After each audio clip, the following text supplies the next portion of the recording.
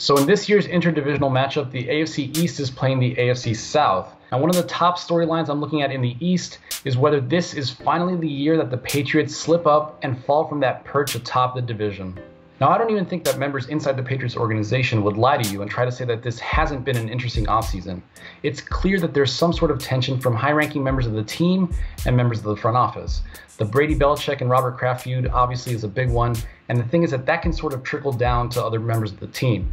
The Patriots also lost Matt Patricia, their defensive coordinator, and this is a group that really is getting older. Tom Brady's going to be 41 by the start of the season, and Bill Belichick right now is 66 years old. But with all that said, the big question to me is, which team would be in position to really take the next step and take their place? The Dolphins, the big question there is Ryan Tannehill. Can he be healthy and can he lead them to the playoffs?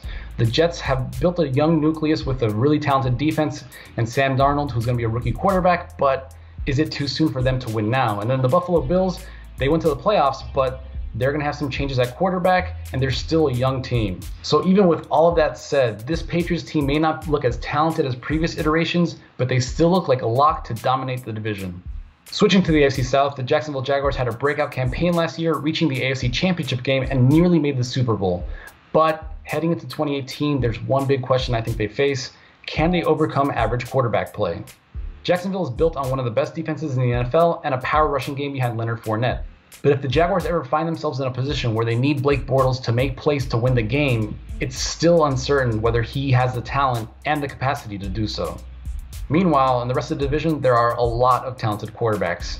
Andrew Luck of the Colts is reportedly healthy, and if he can get back to his previous form, he's one of the best in the game.